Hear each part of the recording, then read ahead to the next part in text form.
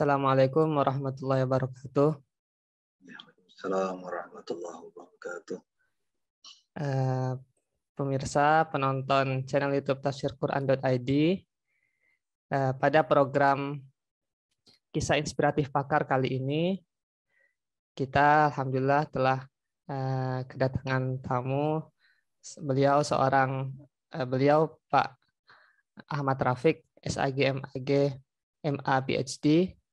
Beliau ini adalah seorang pakar di bidang kajian living Quran dan hadis, termasuk juga penggagas kajian ini khususnya di UIN Sunan Kalijaga, Yogyakarta. Nah, sebelumnya Kisah Inspiratif Pakar ini adalah sebuah program Ramadan yang diadakan oleh tafsirquran.id yang isinya adalah bincang-bincang santai dengan beberapa pakar kajian Al-Quran dan tafsir di Indonesia, yang isinya lebih bersifat menggali kisah-kisah inspiratif beliau, mulai dari profil, perjalanan intelektual, hingga pengalaman-pengalaman dalam mengabdi dan berkarya dalam kajian Al-Quran dan tafsir. Mungkin langsung saja. Ya, Pak Ahmad Rafiq, mungkin pertama-tama mau kami tanyakan dulu tentang profil panjenengan. Ya. Ini kalau di data yang saya dapatkan, itu panjenengan lahir pada tanggal 14 Desember 1974. Betul nggak, Pak? Ya. Ya. Berarti sekitar 48 tahun yang lalu. Ya.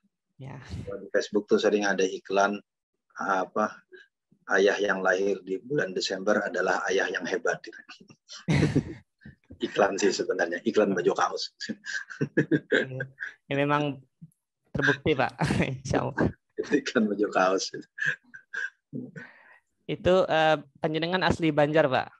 Ya, saya asli dari Banjarmasin.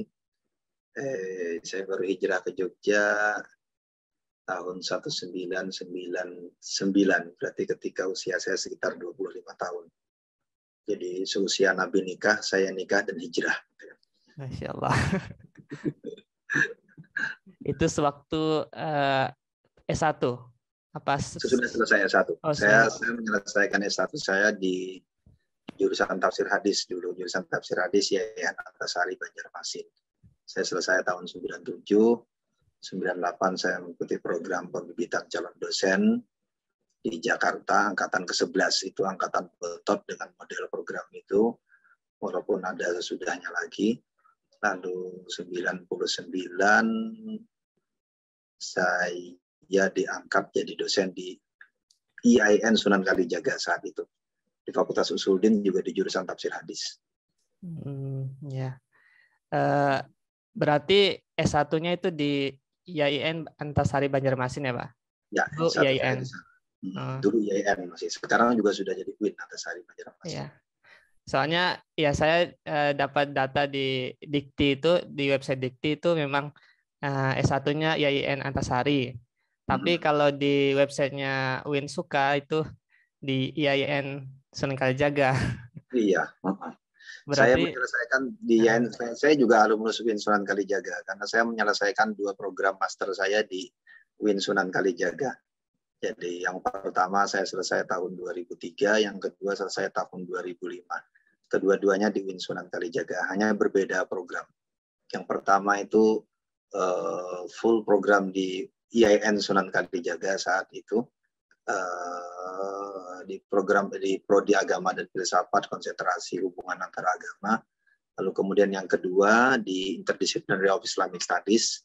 Jadi kalau sekarang di UIN Sunan Kalijaga ada Prodi IS, saya angkatan pertama Prodi itu ketika masih menjadi bagian dari proyek kerjasama UIN Sunan Kalijaga dengan McGill University. Jadi bagian dari, jadi dosennya dikirim dari McGill University, lalu kemudian bagian dari program itu kami harus menyelesaikan summer program di McGill University. Perkuliahannya fully dengan bahasa Inggris saat itu. Jadi ya kuliah di Jogja tapi rasa londo gitu. Dan akhirnya tetap Indonesia. Dan akhirnya merasa yang benar-benar kuliah di luar negeri itu ketika S3 ya Pak? Iya, ya, lalu kemudian saya ambil S3 lewat Fulbright, beasiswa Presidential Scholarship. Itu juga seingat saya itu generasi pertama Presidential Scholarship, kalau saya tidak salah, tapi bisa dicek lagi di Fulbright di US. Saya ambil di Temple University, programnya di Department of Religion. Di situ lalu kemudian kita bisa ambil major.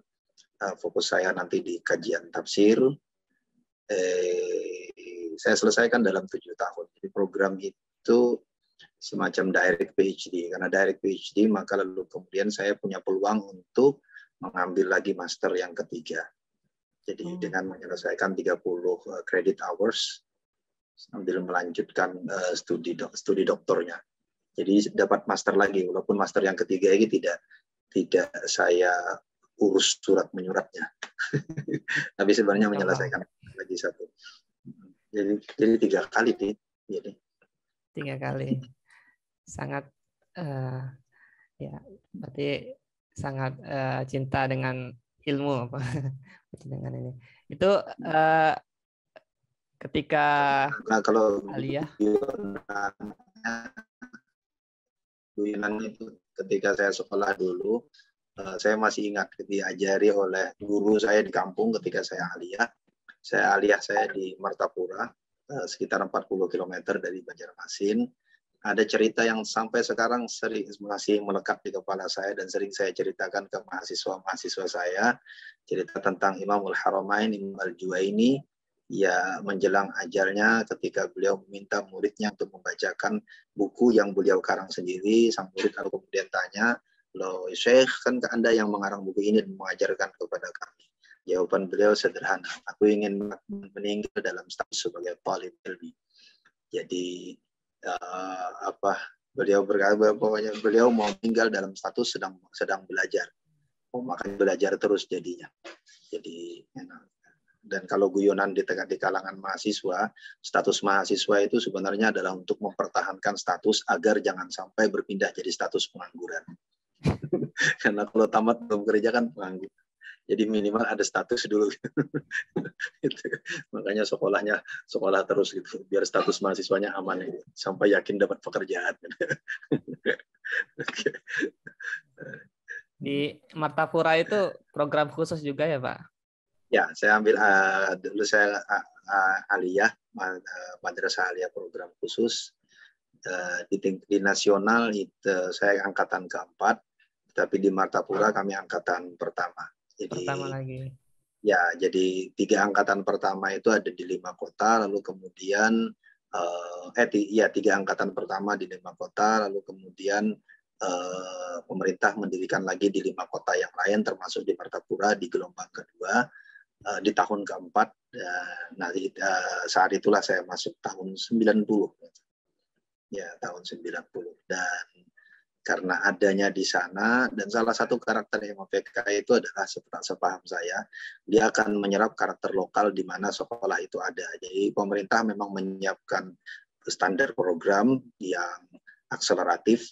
Jadi kalau orang sekarang mengenal kelas akselerasi yang diusahakan, maka seluruh MOPK sebenarnya kelas akselerasi. Jadi jenis programnya memang program akselerasi. Jadi pembelajaran bahasanya, pembelajaran materi-materi substantif keagamaannya, sifat dasar. Jadi sifat dasar sekolahnya memang akselerasi gitu. Nah, tapi pada saat yang sama dia juga diberi ruang untuk menyerap karakter lokal. Dan kebetulan karena MOPK Martapura itu berdekatan dengan ruang dengan dunia santri Martapura yang mayoritas santrinya adalah santri Kalong, ya mau tidak mau juga suasana pembelajaran kami dan aktivitas keseharian juga ikut-ikutan seperti itu. Jadi di luar pendidikan di aliyah, pada waktu-waktu tertentu kami akan ngalong ke kiai-kiai besar di sekitaran kota Martapura saat itu, di 90 sampai 93. Ya. Kalau untuk masuk pesantren secara formal itu sebelumnya pernah Pak? Ya, jadi saya pendidikan keagamaan saya sepenuhnya dididik di rumah. Jadi kebetulan latar belakang orang tua saya dua-duanya santri. Lalu kemudian bapak saya kalau dalam kategori sosiologis itu tergolong sebagai kiai kampung atau kiai langgar yang kerjaannya membina sejumlah majelis. Dan karena kebetulan saya anak paling kecil di keluarga, jadi dari kecil saya terbiasa dibawa bapak saya setiap kali beliau pergi mengisi majelis-majelis itu. Jadi saya masih melekat di memori saya, tiap kali Abah pergi saya dibawa, nanti ketiduran di samping.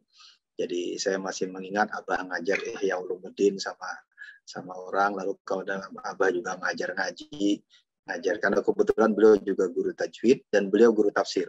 Beliau guru tajwid dan beliau guru tafsir yang pada beberapa bagian beliau juga mewarisi keilmuannya dari dua orang sekaligus, dari guru beliau di pesantren Prasidya Khalidiyah, dan juga guru beliau yang lain lagi adalah mertua beliau sendiri, kakek saya maksudnya. kakek dari ibu yang kebetulan juga seorang kiai tafsir, seorang ulama lokal di sana yang menggeluti tafsir. Jadi kitab yang dibaca di rumah itu kitab turun-temurun sekitar 3 generasi. Jadi saya mendapatkan suasana pembelajaran keagamaan pertama kali di situ. Sampai sekolah sanawiyah, lalu kemudian ke Martapura melanjutkannya. Ya. Jadi kalau ditanya pendidikan formal pesantren secara khusus, saya tidak pernah pesantren secara khusus. Jadi saya dididik di rumah, lalu kemudian baru ke Martapura di MAPK. Ya. Tapi biasanya justru kalau yang dididik dari rumah, dari keluarga yang agamis itu biasanya lebih kualitasnya lebih dapat, Pak. Dibanding cuma secara formal. Ya, plus minus. Jadi untuk belajar nahwu pertama kali saya ingat belajar nahwu shorof itu Abah manggil guru yang juga kebetulan muridnya Abah, yang lalu kemudian ketika saya kuliah jadi guru saya masih ingat nama beliau. Sekarang beliau masih ada, ya, jadi guru besar di UIN Antasari Banjarmasin, Profesor Abdullah Karim. Saya kenal pertama kali dengan beliau sebagai diminta Abah untuk datang ke rumah untuk memprivate kami belajar bahasa Arab. Terutama saya di kakak-kakak saya karena sudah mentas duluan. Jadi saya belajar private selain belajar sama Abah gitu. Jadi di luar pelajaran sekolah. Jadi private-nya, jadi kalau sekarang orang private-nya les matematika dan sebagainya, dulu kita private-nya bahasa Arab. Di luar pelajaran yang di sekolah gitu. Ya, ketika kuliah saya ketemu lagi sama beliau. Ternyata beliau jadi dosen saya, bahkan terakhir beliau juga pembimbing skripsi saya. Berarti hubungan emosionalnya cukup kuat ya, Pak? Ya, salah satu guru yang sangat melekat mulai dari saya. Jadi saya belajar sama beliau mulai dari belajar private bahasa Arab sampai lalu kemudian belajar membaca kitab-kitab tafsir, sampai ketika kuliah saya ketemu lagi, belajar tafsir lagi sama beliau, dan beliau salah satu guru besar tafsir. Mungkin guru besar tafsir pertama di UIN Antasari Banjarmasin. Insyaallah. Mungkin ada pengalaman-pengalaman yang dengan beliau, dengan Prof. Abdul Karim ya, Pak? Ya. Yang sangat memorable. Ya, kalau beliau pembelajar sejati. Saya belajar dari beliau tentang belajar yang tidak pernah berhenti, dan orangnya sangat tertib, belajar dengan tertib dan urut gitu. Jadi cara belajar yang runtut dan rapi itu saya belajar banyak dari beliau ketika mulai menulis. Ya banyak sosok-sosok yang sebenarnya mempengaruhi saya. Itu Prof. Abdullah Karim mempengaruhi saya. Ketika saya di Aliyah juga saya ketemu dengan guru-guru. Jadi saya sebagian besar guru-guru saya adalah guru-guru yang kalau dalam kategori sosiologis mereka sebut dengan kiai kampung. Jadi yang sampai sekarang saya masih in touch dengan beliau-beliau. Terutama di Aliyah nanti. Di Aliyah saya ketemu banyak sekali sosok-sosok seperti itu.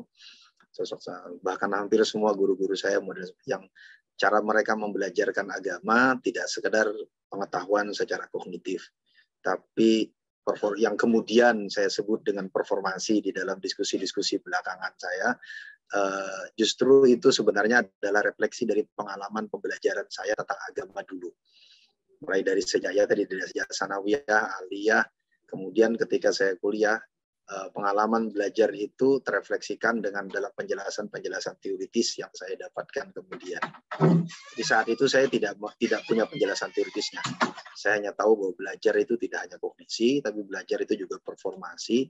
yang dalam bahasa sederhana mereka sebut dengan akhlak, mereka sebut dengan adab, mengiringi hal-hal yang bersifat kognitif, pengetahuan tadi.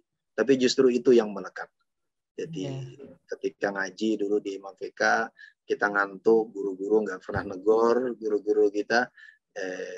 Bahkan ada salah satu guru kita yang ketika ada teman guyoni teman lain yang tertidur di kelas, beliau larang dengan penjelasan yang sangat sederhana.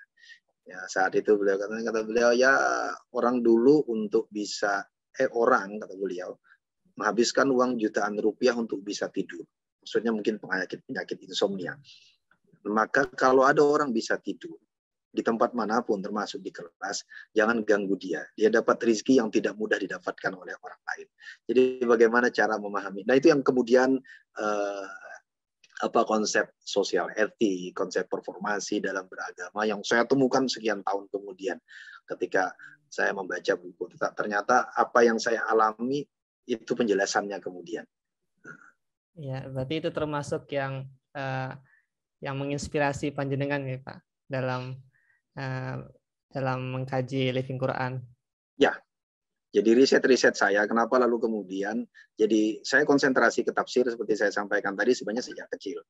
Tetapi saat itu saya tidak menyadarinya. Tetapi saya bisa merecall. Pertama, ketika kelas tamat SD, kebetulan saya tidak tahu juga bagaimana prosesnya. Saya terpilih sebagai ini tahadus bin ni'mah yang saya juga tidak tahu ini posisinya. Tapi saya masih ingat, saya tamat SD, saya terpilih menjadi pelajar teladan ketiga seprovinsi Kalimantan Selatan. Saya juga nggak tahu apa kriterianya dan bagaimana proses. Yang tahu saya terpilih, lalu kemudian sebenarnya saya teladan ketiga, tapi teladan 1 dan 2 itu berasal dari kabupaten.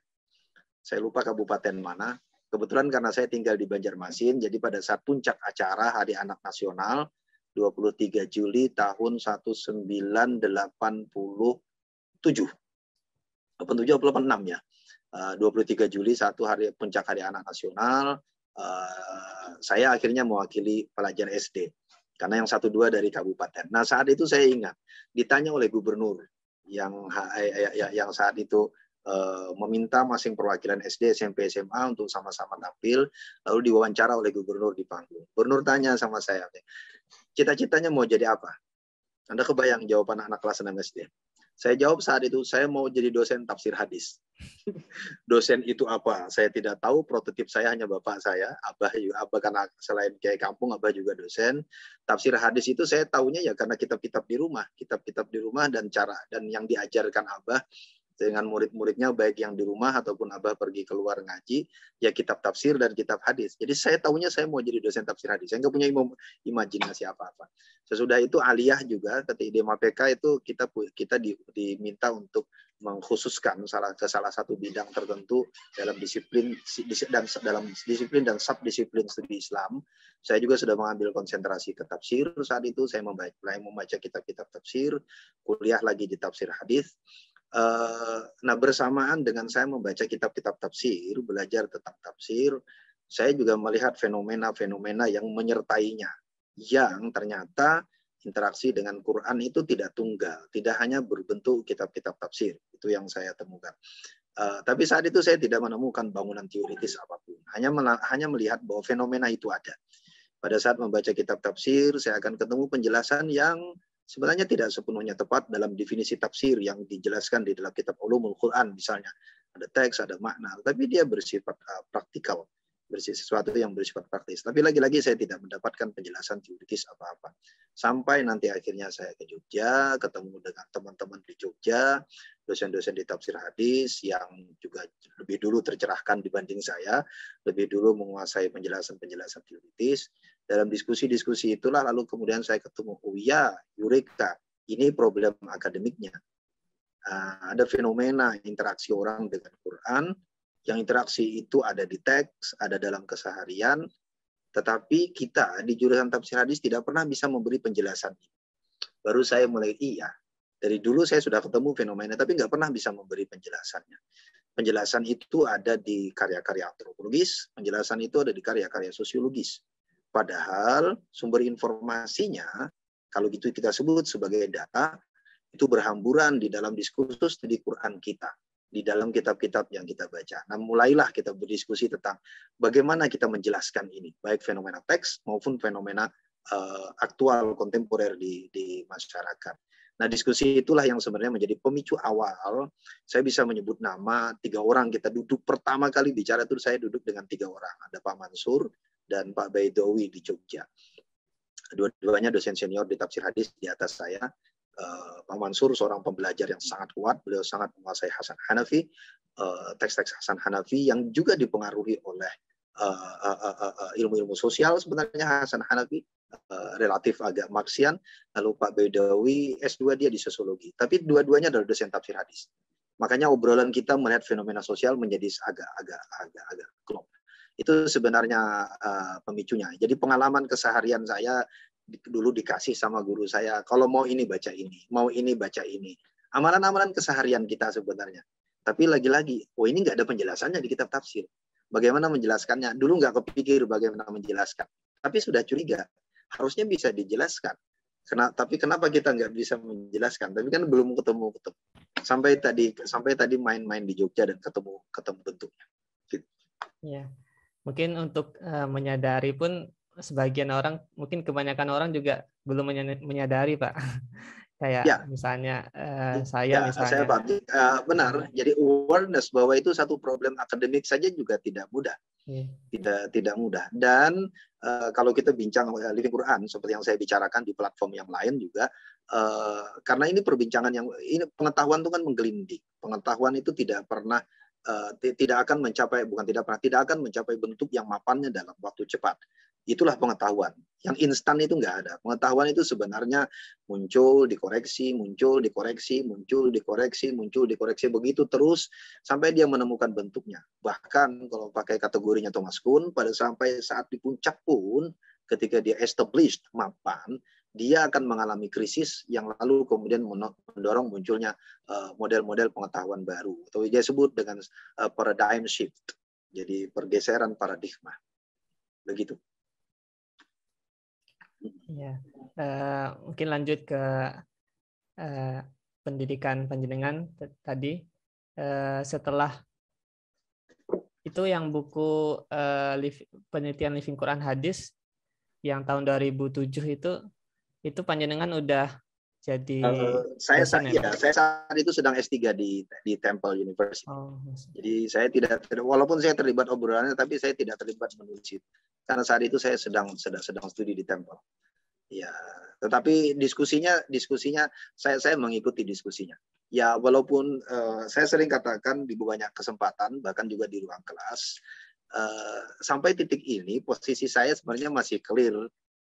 Positioning saya di banyak kesempatan bahwa saya tidak melihat diskursus tentang Living Quran yang sebagian orang bilang saya pioner dan sebagainya sebagai sebuah disiplin. Lebih karena dipengaruhi seperti yang saya ceritakan tadi.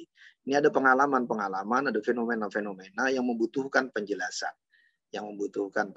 Penjelasannya bisa dengan apa saja. Jadi jadi lebih seperti pendekatan multidisiplin. Nah, kebetulan karena latar belakang saya dari studi Quran, maka saya mencoba menjelaskannya dari perspektif studi Quran dan studi tafsir dengan makanya saya sangat menekankan dalam diskursus itu bagaimana kita memanfaatkan literatur yang sebenarnya sudah ada di dalam diskursus studi Quran dan studi hadis tentu saja juga.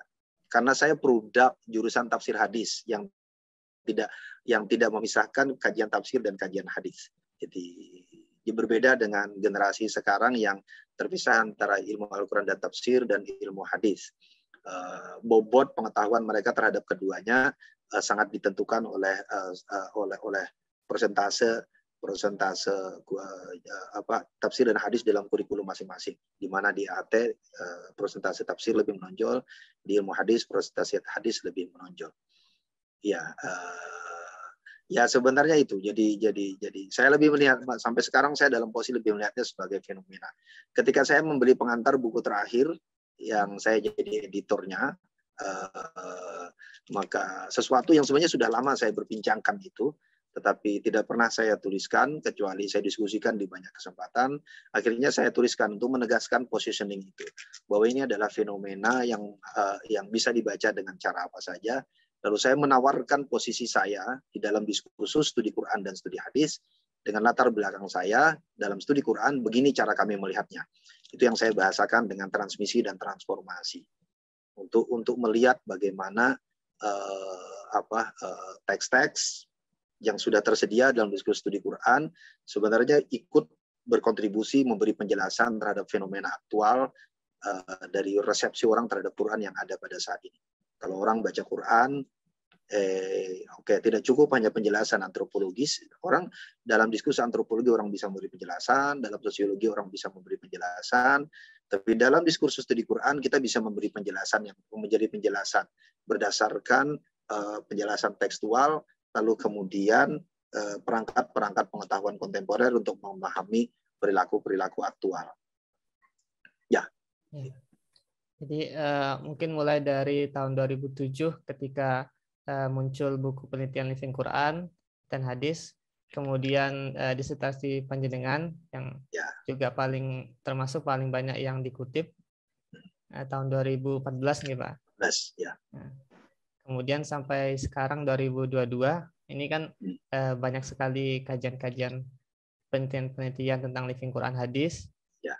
Nah itu mungkin ada refleksi sedikit dari panjenengan Pak yang termasuk penggagas. Posisinya sederhana begini bagi saya. Jadi tadi pengetahuan itu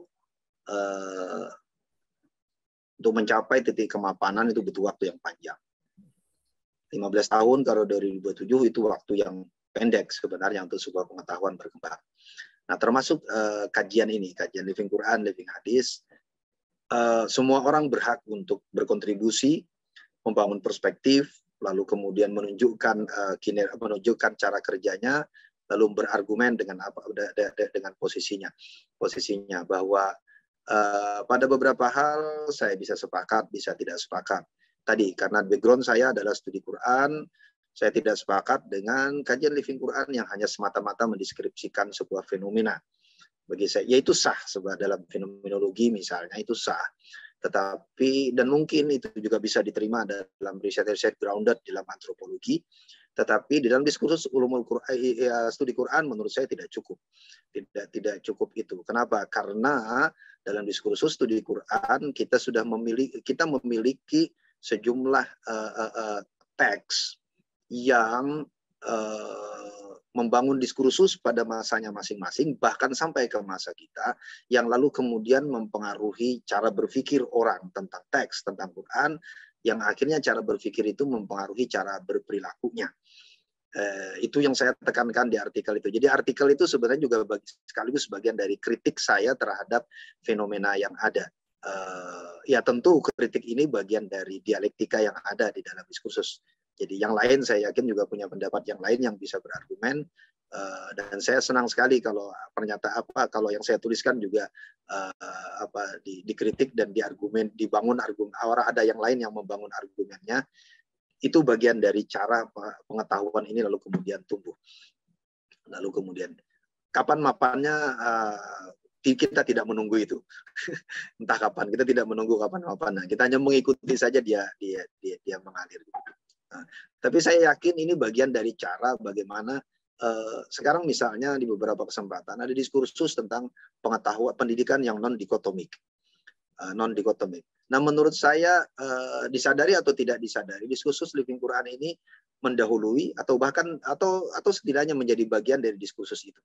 Jadi kita tidak secara dikotomik memisahkan kajian Quran dari yang lain, tetapi kita menunjukkan bahwa ada kontribusi kami di dalam diskursus itu. Itu yang sering saya tunjukkan. Setiap kali saya bicara satu kasus, saya berusaha untuk menarik akarnya ke belakang, baik dalam bentuk wacana ataupun dalam bentuk pernyataan-pernyataan tekstual.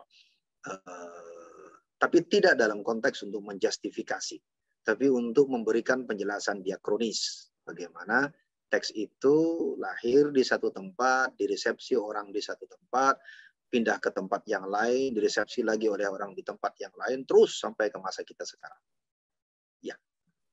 Itu mungkin sisi menarik dari kajian Living Quran hadis ya Pak. Secara diakroniknya itu. Ya, menurut saya karakter diakronik itu menjadi karakter utama. Sebentar, Mas. Saya khawatir saya kehabisan baterai, tinggal 10. Okay. Saya plug in baterainya dulu atau what should we do? Apa-apa. Oke, sebentar.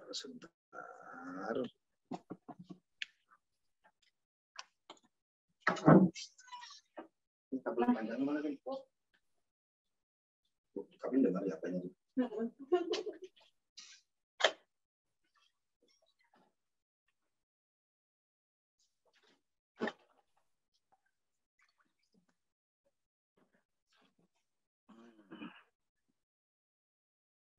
Oke, sorry, maaf.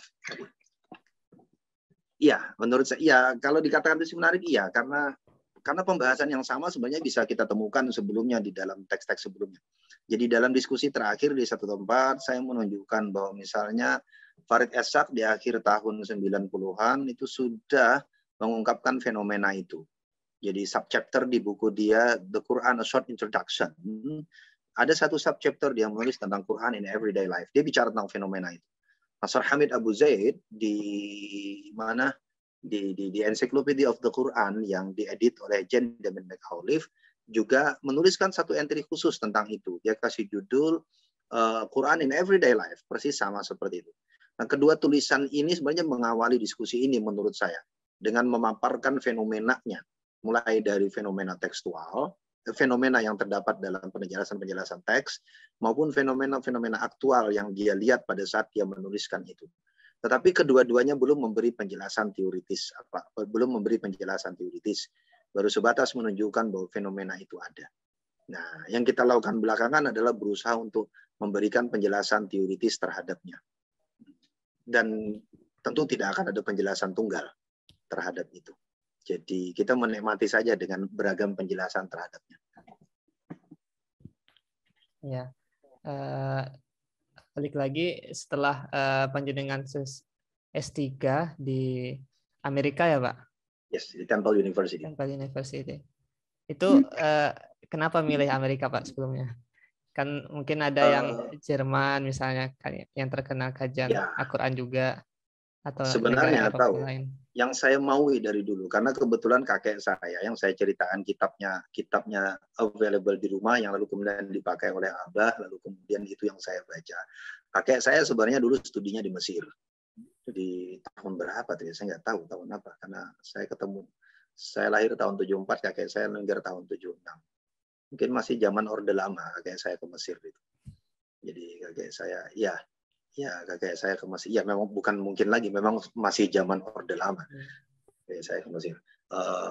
Jadi dari dulu niat saya mau ke Mesir. Saya mau ke Timur Tengah. Tapi ternyata tapak kaki saya tidak ke sana.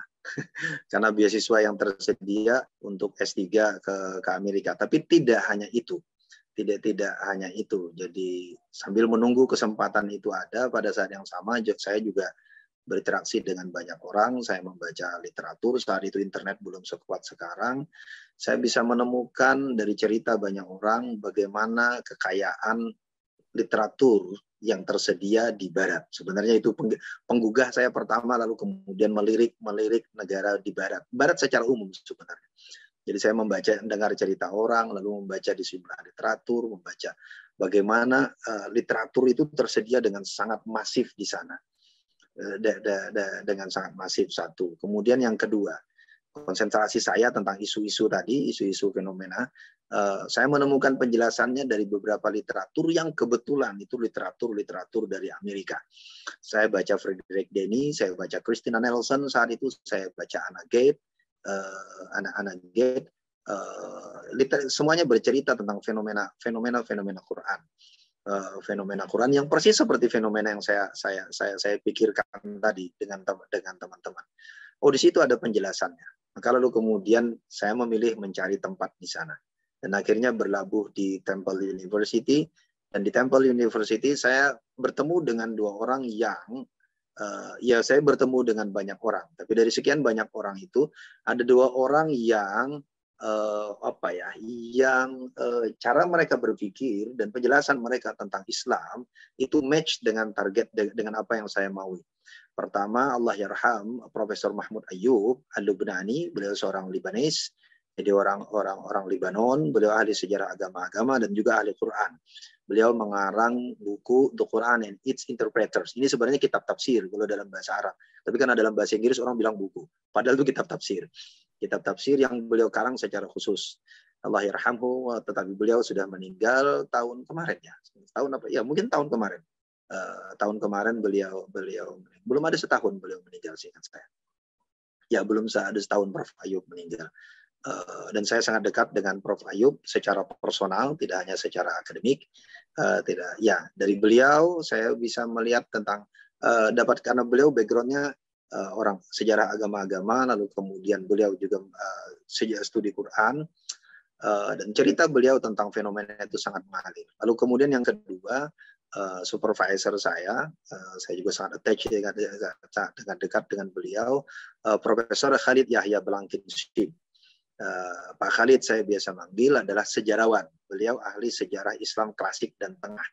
Jadi beliau dan tim beliau beberapa orang menerjemahkan Tarikh Tabari ke dalam bahasa Inggris. Nah, karakter dua orang ini sangat mempengaruhi saya, dan dari mereka semakin kuat penjelasan yang saya sebut tadi. Jadi kenapa saya sangat menekankan faktor diakromik, yang itu sangat sejak pendekatan di dalam sejarah, karena dua orang yang sangat dekat dan mempengaruhi saya selama di Amerika, dua-duanya memang ahli sejarah.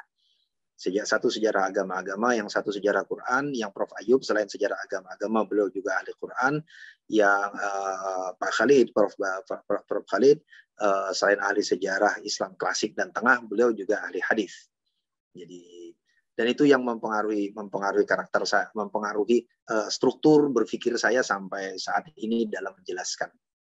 Dan itu ada di Amerika. Ya, saya tidak akan menyalahkan. Kalau saya ke Timur Tengah mungkin akan berbeda lagi, tergantung dengan siapa saya tapi dua orang ini mempengaruhi berpikir saya sampai ini. Kalau ditanya kenapa saya ke Amerika, ya saya datang pertama kali sebenarnya untuk Pak Ayub, ketemu Pak Khalid di sana gitu. Saya mau ketemu Pak Ayub, lalu kemudian saya mau mengejar literatur yang kalau versi kita ya unlimited gitu. Yang sering saya ceritakan ke mahasiswa saya tentang betapa besarnya perpustakaan, betapa banyaknya buku, betapa mudahnya kita mencari buku, bahkan buku yang tidak ada di sana, kalau kita request dalam hitungan waktu buku itu akan datang dari belahan bumi manapun. Buku datang dari Saudi, datang dari Mesir, datang dari Damaskus, datang dari Indonesia. Ketika saya request untuk kepentingan riset saya, kalau tidak ada ya mereka akan pesankan ke toko buku. Dalam hitungan minggu, maksimal bulan, buku sudah ada di sana. Saya bisa baca. Jadi itu bagian dari kesenangan saya betul pada saat itu dimanjakan oleh bagaimana cara orang sana mengelola literatur. Jadi anak manja, manja dengan buku-buku itu difasilitasi oleh sistem yang dibangun oleh mereka. Hopefully satu saat sistem pengelolaan literatur perpustakaan kita akan sama seperti itu, yang membuat orang akan berbondong-bondong datang juga untuk tujuan yang sama. Gitu, Mas. Kemudian sepulang dari Amerika, beliau panjenengan dengan Pak Sahiron, Pak Baidowi itu ikut menginisiasi ayat ya Pak? Ya, asosiasi. Tahun 2014. 2014 benar. Ya. Ketika itu mungkin bisa diceritakan Pak Ya, mungkin cerita detailnya nanti bisa kapan-kapan sama Pak Sahiron.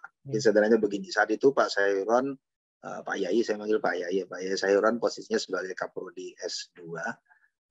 Kaprodi S1, Kaprodi S1 IAT gitu. Saya dosen di situ. Lalu kemudian kita bikin seminar, lalu mengundang beberapa prodi IAT se-Indonesia. Saya lupa persisnya, mungkin kumpul sekitar 10 atau 11 prodi IAT saat itu. Maka di forum itu juga kita menginisiasi untuk mendirikan asosiasi. Yang basisnya pertamanya adalah prodi, baru lalu kemudian berkembang ke dosen-dosennya, lalu kemudian berkembang kepada para peminat studi Quran. Jadi embrionya dari sana.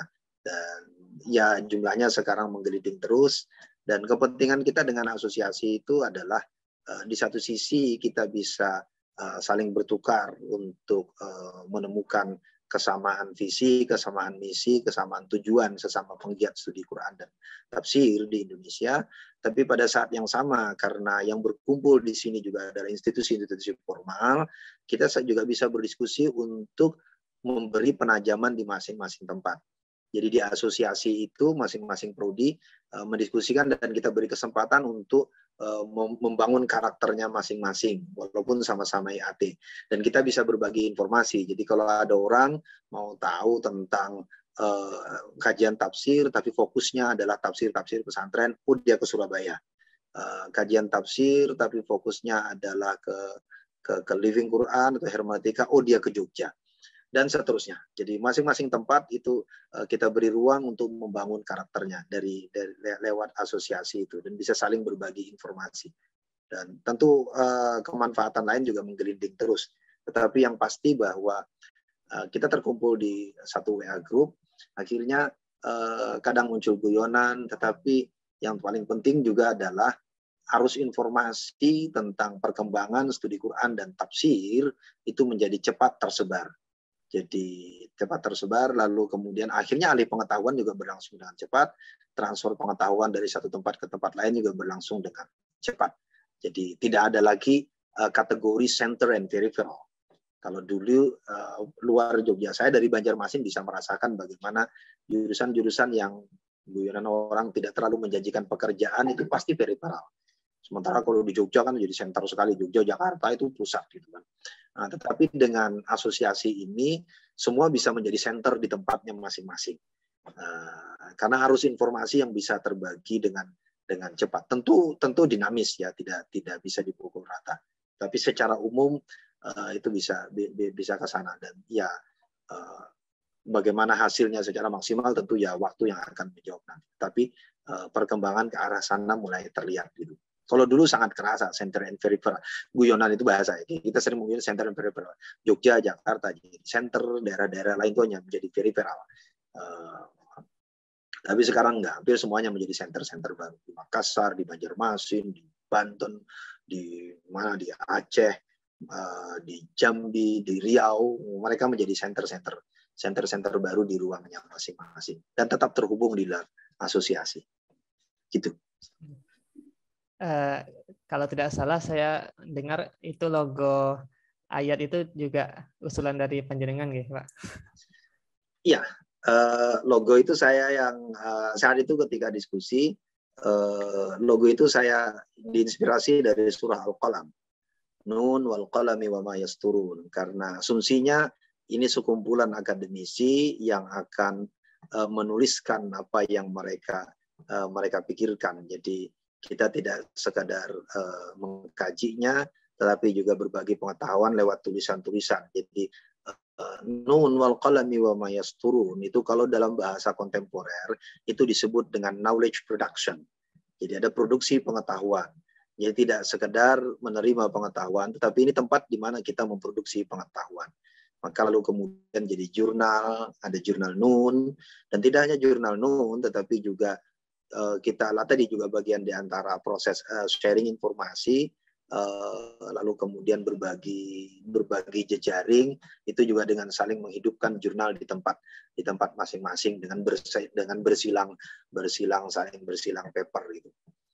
Iya, jadi Nun itu bagi saya adalah simbol, kalau secara akademik dia adalah simbol dari produksi pengetahuan, dari lafaz wal qalami wa ma yasturun. Ini berarti resepsi pribadi panjenengan ya, Pak? Ya, resepsi pribadi. Walaupun banyak cerita lainnya. Banyak cerita lainnya, tetapi itu diantara yang paling kuat. Makanya lambang jurnal Nun, itu gambarnya adalah huruf Nun, yang di atasnya ada pulpen dengan tinta. Pulpen dengan tinta. Itu untuk menjelaskan tentang knowledge production tadi, produksi pengetahuan. Setidaknya itu menjadi visi bersama kita. Menjadi visi bersama kita bahwa ya ke sana kita maunya.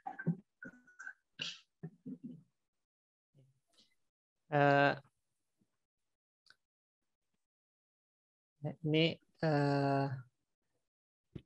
insya Allah sudah. Oke, monggo. Apa lagi? Jam, ya. Mungkin terakhir Pak, mungkin ada pesan-pesan. Ya, ini kan ngapunten, ini insya Allah kita di Tafsir Quran.id ini insya Allah akan genap 2 tahun Pak. Jadi mungkin minta doa-doanya, minta pesan-pesan dari panjenengan supaya bisa lebih baik lagi. Terima kasih teman-teman. Ya, teman-teman Tafsir Al-Quran.id, saya kebetulan diajak teman-teman ngobrol dari sejak awal, ya dari sejak pertama-tama mendirikan. Pertama, saya mengucapkan selamat ulang tahun. 2 tahun itu usia yang muda, tetapi tergantung dari mana melihat perspektifnya. Dia bisa muda, bisa tua, bisa matang, bisa setengah matang, bisa. Tetapi yang pasti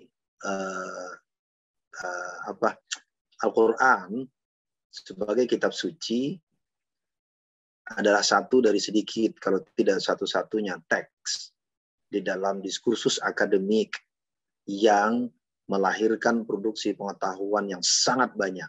Selama 14 abad waktu itu, melahirkan produksi pengetahuan dalam bentuk kitab tafsir, dalam bentuk penafsiran orang, untuk menginspirasi ide-ide yang lain, bahkan sampai melahirkan gerakan-gerakan baik yang bernada positif maupun bernuansa negatif macam-macam. Tapi dia adalah teks, dia tertutup sebagai teks resmi dalam kategorinya, dalam kategori Al-Quran, tapi dia terbuka sebagai dia pada zaman di korpus yang terbuka untuk dibaca, membuka ruang untuk semua untuk masuk ke dalamnya dan berpendapat, memberi pandangan-pandangannya. Semakin banyak pandangan yang diberikan, maka akan semakin positif dan produksi pengetahuan. Dan menurut saya tafsir Al-Quran.id mensudahkan itu secara signifikan, jaga terus peran itu dan ditingkatkan terus. Maka kita tidak pernah tahu tafsir yang ditulis 14 abad yang silam itu bermakna sampai pada 1 abad, 3 abad, bahkan 14 abad kemudian. Demikian pula produksi pengetahuan kita. Produksi pengetahuan teman-teman lewat tafsir Al-Quran.id terlihat kecil dalam bentuk kolom-kolom, dalam bentuk artikel-artikel pendek, tetapi dalam dunia digital, dalam konteks digital humanities, bisa jadi dia bermakna besar bagi 1 orang, 2 orang, bagi komunitas tertentu yang entah pada saatnya, entah di mana mereka membacanya kemudian. Jadi kebermanfaatan pengetahuan itu dimulai dari pengetahuan itu diproduksi. Dan itu yang dilakukan oleh tafsir Al-Quran.id. Maka baru kita tahu kemanfaatannya kemudian. Kadang-kadang kita malah nggak tahu kapan kemanfaatannya. Jadi selamat teman-teman, selamat ulang tahun. Tetap konsisten di jalan ini dan istiqomah dan percaya saja. Kita percaya diri bahwa sekecil apapun yang kita lakukan, apalagi dalam dunia digital saat ini, dia pasti akan memberikan kontribusi signifikan, baik langsung ataupun tidak langsung. Baik yang kita lihat langsung kemanfaatannya atau tidak. Tapi dia pasti bermanfaat. Ya, terima kasih banyak Bapak. Pesan-pesan panjenengan sangat, insya Allah sangat berharga bagi kami. Juga saya ingat ya panjenengan juga pembina kami di KRIS, di TAKU, juga termasuk tokoh-tokoh yang pertama kali kami mintai untuk mengisi webinar dan sebagainya. Terima kasih sekali. Dan juga untuk malam hari ini, terima kasih sudah meluangkan waktunya.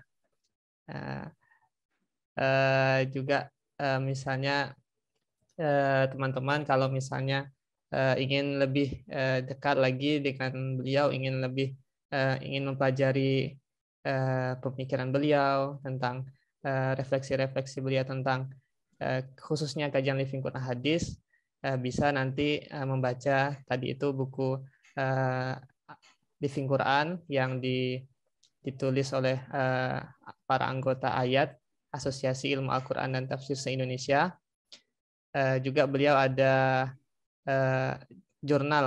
artikel jurnal terbaru tentang Living Quran di jurnal Quran Hadis IAT Winsuka, yang itu ya tadi sempat disinggung sebentar tentang refleksi beliau juga tentang kajian Living Quran dan hadis yang sekarang ini. Sekali lagi saya ucapkan terima kasih banyak Bapak sudah meluangkan waktunya. Ya. Semoga terima kasih.